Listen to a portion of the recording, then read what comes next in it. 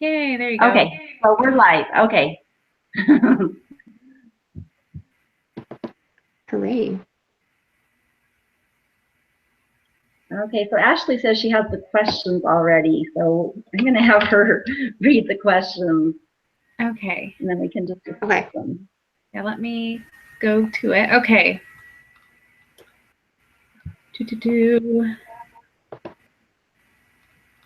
Oh, I thought I had it. Okay. Let me go back here. So I'm just going to ask like a couple of like reflective questions, I guess, is what we can talk about. Hopefully we did all of the readings. Mm-hmm. But I guess we can talk about the most recent one. That is the marketing. So what are your thoughts or insights that you had about marketing family life education? It's the first one. I thought it was those 4 P's or the 8 P's or something were interesting. Like place, I've been thinking a lot about when I do my workshop, because I'm going to teach a parenting toddler class. Okay. And there's a lot of women, there's a lot of mothers I know in church that would be totally comfortable coming to the church for the class. That I also kind of want to go out into the community and find, and I don't know that they will be as comfortable coming to the church. So yeah, that was interesting. You have to find some place. Yeah. I was thinking a lot about how the difficulty in marketing family life education is that a lot of people don't even see it as valuable or that they need it. So you have to market it in a way that shows them, hey, this is a need that you actually have that you didn't realize, but that doesn't make you a bad person. So, hey, come learn stuff that you didn't realize you wanted to know about. Like, a lot of people are going to be like, what are you talking about? I know all about relationships. I know how to parent. I know how to do this. I know how to do that. And they can be right, but it doesn't mean that education couldn't improve their lives. You have to, like, convince them that, hey, this is actually a good thing to learn about. So, like, me and Jamie are on, like, dating and establishing healthy dating patterns, and we thought of that idea for our work because of people that we know from the singles board we were in, who just have had a lot of difficulty dating. But most of those people also could be like, I know how to date. It's just everyone else is stupid. We like have to convince them that this is a good thing for us all to learn about. I like this chapter. So have you thought about, what have you thought about how you're going to get them there? Well, we're gonna like try and word the title and like the advertising to be like establishing healthy relationships, even though a lot of our focus will be on how to avoid the negative patterns that we've seen. And so we're talking because everyone wants a healthy relationship, or I don't know, just trying to make it seem like a really normal, which it is. It's a normal thing. Everyone, wants a healthy relationship, and then teaching in the class, teaching like the do's and the don'ts of different aspects of dating relationships. So, but not wording the marketing as come learn how to not be a jerk to your date, or come learn how to not manipulate people, even though that will be part. Yeah. But we'll also be talking about how to talk nicely, how to have good communication. That. But that reminds me, because we can get people to come. We read an article. Yeah. Sorry. Oh, it's okay. We read an article. Do you guys remember that in one of our family classes, we read an article that was called, like, How to Not Marry a Jerk? Did you ever read that? Yeah. One yet. Reminds me of that. Well, my workshop is how to strengthen marriages. Okay. And I'm going to have it at the local institute. And so I thought that the first part I could do was like teach kind of about the doctrine of marriage. We'll see if she like approves that. And then we'll go into how to strengthen your marriage and what secular resources that you could use. But I know that when you're a young adult, like all you hear is marriage, especially in the LDS community. That's all you hear about. And I have to admit that I was like, marriage was not even on my radar when I was in the institute. And so I feel like that these kids, you know, they were just like me, where they're like, oh, another thing for you to shove down my throat about marriage. I don't want to hear about it. And so the other group that I'm targeting is married people, and have it at the institute again, but with married adults. Okay. And so it's going to be interesting to market that. So people, like you said earlier, like Charlene, like, why do I need this? I don't really need this. I'm tired of hearing about it. So we're going to have to put it. And so I titled my workshop after Princess Bride, where I missed that. you know, it's the movie Princess Bride. Oh, yeah. And they're like at the wedding ceremony, and the guy's like, "Love, true love." And so I'm trying to come up with like catchy things to market, so and make it funny, kind of make it funny. That's good. But yeah, so that's kind of how my strategy so far that I've thought of. Are you going to do it like on a date night thing or something where they come together or something? That would be cool. I haven't thought about that, but we'll see. I don't know. I'm still nervous. I'm kind of like overwhelmed with everything. Oh, I know. There's a lot to do. Yeah. Have any of you worked on that thing this week? The flyer? We've done the marketing plan, but we don't have any flyers set up yet. Yeah. Yeah. Well, that's good. You got your plan then. Oh my word! There she is. Okay, I think it's finally working. Hooray! And the bad part is I only have like 7% left on my phone because I was not planning to use my phone. So we'll see how long it lasts. All right. Well, we were just talking about our what we're doing, and talking about like where we're having our workshop and things like that. You could tell us what you're doing before it dies. Cool. Yeah. Well, I'm with Charlene. Charlene's my person. So if That's Charlene right. already talked about it, we're doing it one at a church, and then the other one probably like at a library or community center. So, Oh, good. Yep. Are you at? So will you have two different things when you're doing it at two different places? No, it's gonna be Like, will you focus?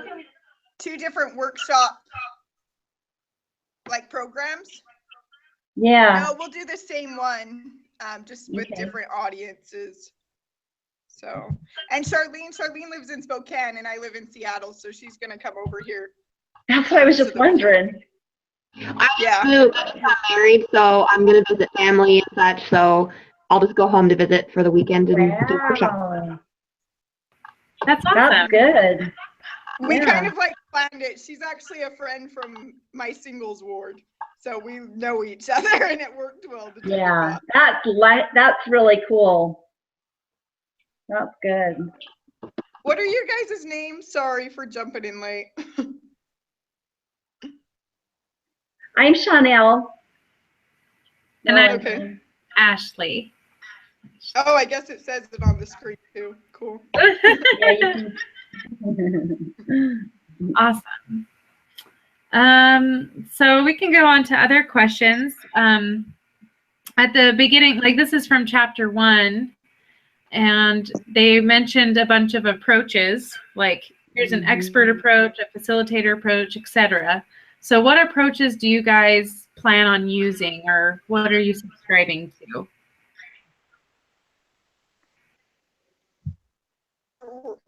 Or is there like an organized rotation, or are we just talking? Just whoever, yeah.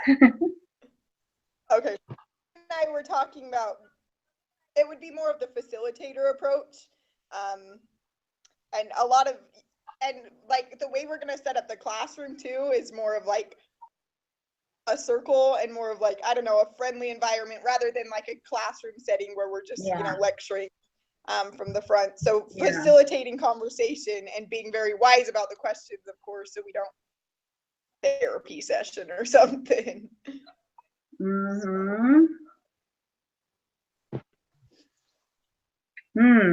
I thought that facilitating thing was amazing because I am the Stake Relief Society president, and our stake just barely started that the self-sufficient, the initiative that the church just came out with. And so I was in charge of training the facilitators. That is like, you aren't a teacher, you're a facilitator. And I opened the book and the textbook and read that thing about the facilitator like the day after I got that assignment, like teaching that.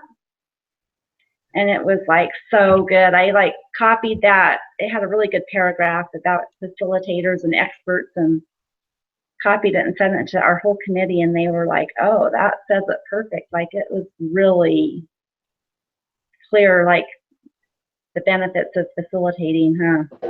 Yeah, that's perfect timing.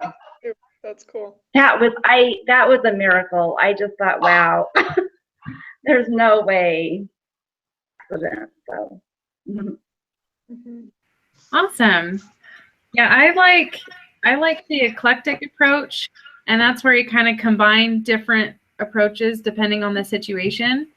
And because it's like going to be in a classroom setting for mine, I'm definitely going to impart my knowledge, I guess, and throw it out there, and then have an open discussion and then facilitate that discussion. I like to combine all of the elements depending on what the class is doing. I think I've kind of adopted that method in teaching in church. Like, you kind of present the lesson and then you just like the class, and the class kind of guides the discussion a little bit, but you can still keep it on track as you go. And I feel most comfortable with that approach.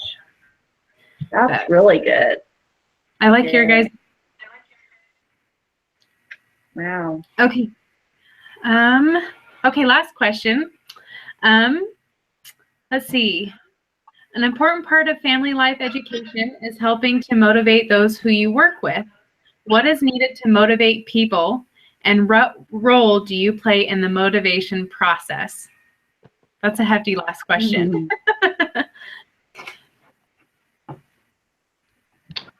Oh. There was a lot on that last chapter about motivating people to come, huh? Like, it has to be they have to have the right incentives. Yeah, with the whole like getting them to even see the needs and not be embarrassed by that, be willing to take the time, be willing to spend money or whatever to do. Yeah. It's hard to prioritize something that you see as important, but they might not see as needed. Especially like it's like in the marriage class, we learned about how like people who are happily married are way less likely to take marriage classes. And once something goes wrong and things are difficult, that's when you need the marriage class. But when it's hardest to take them, when it's like can also be too late. So like convincing people that it's better to do it before a problem happens. People are like, problem's not gonna happen. Marriage is great. It's all good. Yeah. And it's better to prepare and prevent rather than repair and repent, right? That's awesome. that was some general authority. I can't remember who said it. I one day, like if I was an actual family life educator, trying to make a deal with school districts where I could do like cool like presentations or like a club kind of thing where like and convincing teachers to like offer extra credit if students go, where you're teaching about relationships and stuff like that. So there's some motivation to go for extra credit, but also not a ton, so that it's just like people who are interested could go learning about relationships and I don't know, just school districts would be more interested in trying to have the kids offer this for the children, so that they're preventing abusive relationships, preventing teen pregnancy, Right. healthy relationships. Because then you can really teach the people who are like right before they make major decisions, like, move in with people, or do I have, do I not use protection, or do I have a baby with my boyfriend, or all these things. When a little education, they might think a little bit more about those things. Yeah. I think I would like to do that. I don't know if I'll be a family life educator. If I was to be, I think that would be something I'd like to do. But I don't know how I would like ever get paid for that, because I'd have to like convince the school district that this is a need, and then who's paying me for that? Like, school districts probably not. I'd have to like get state or something to fund, or the city to fund like me to go to school districts. I have to get work from the city or state, and I just I don't know. A partner who's really that's true. into convincing people to do things. So. Yeah. That's it. That's it's kind of sad how there's not a big initiative to have this education anywhere, really. I mean, it's just kind of sad. Did you guys ever watch? Yeah, did you watch that video with I think it was Brother Gardner, and he was talking about one time he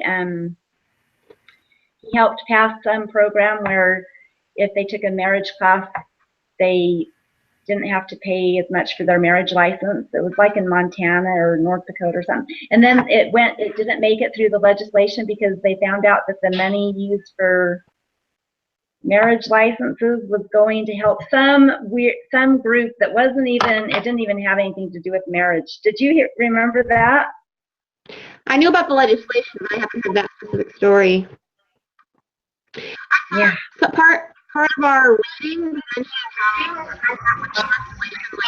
discounts if you take a marriage class or a marriage license, and that just seemed like that's just going to convince people not to get married. Like, you have to take a class. Yeah. I was like, that seems like a terrible idea. I hope no one does that.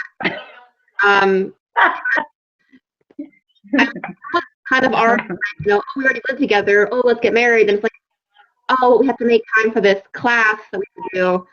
Then they'll just put it off. Get married, yeah.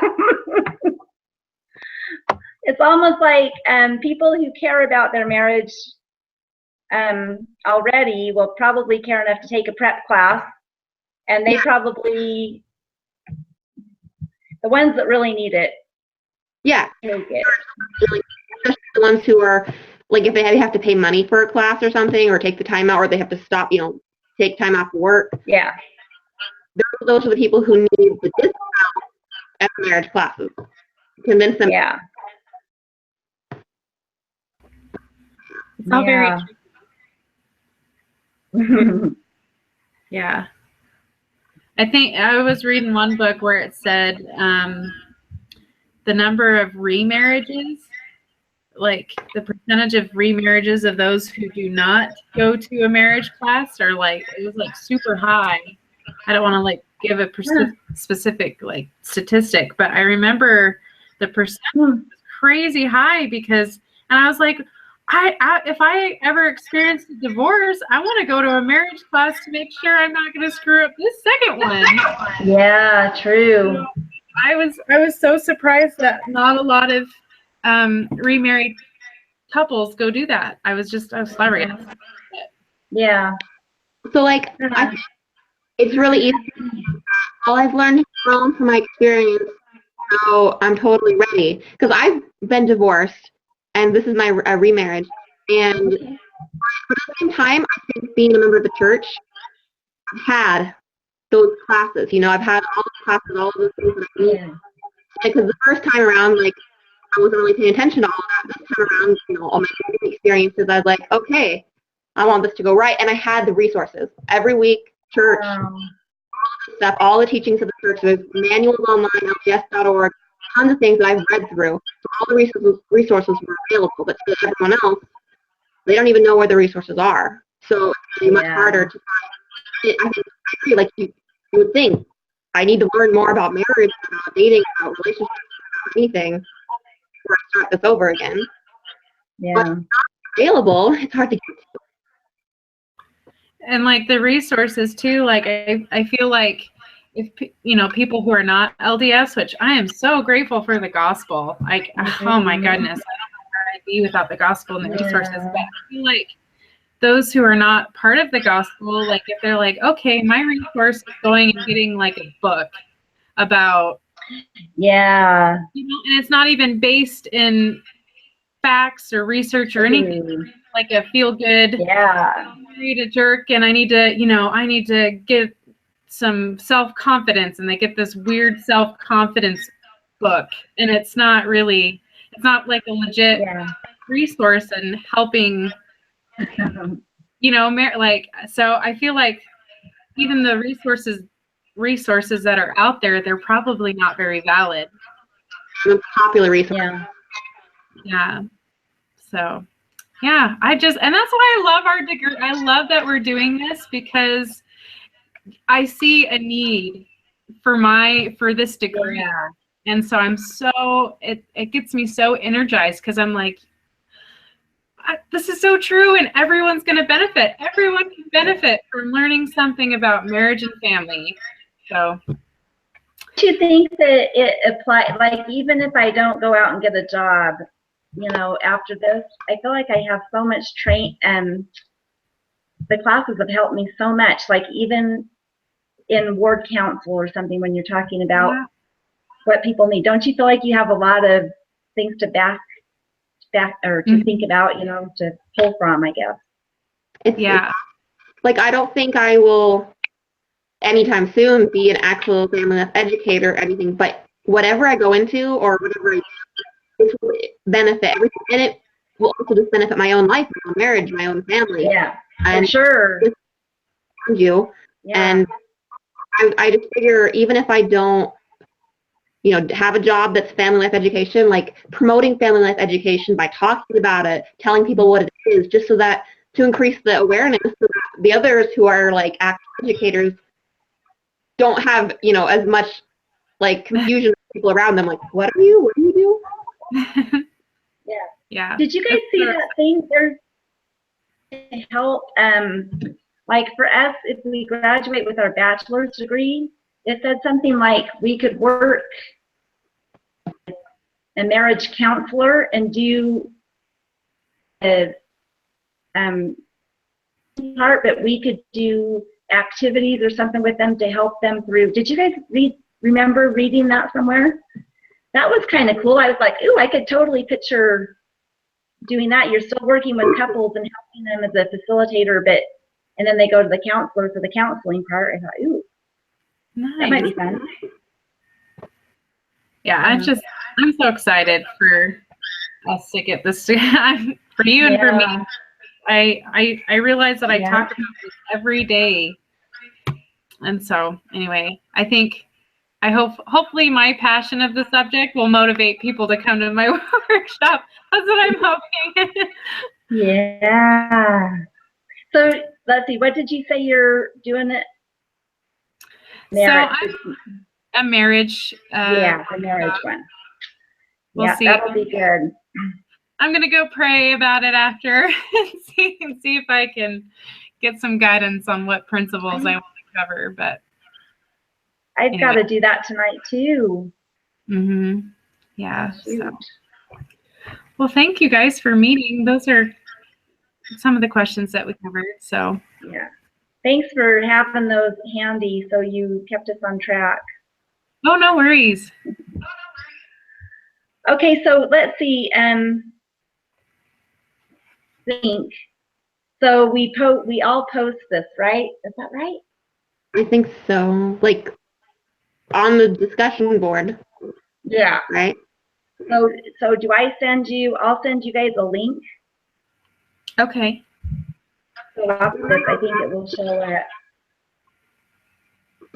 I don't know.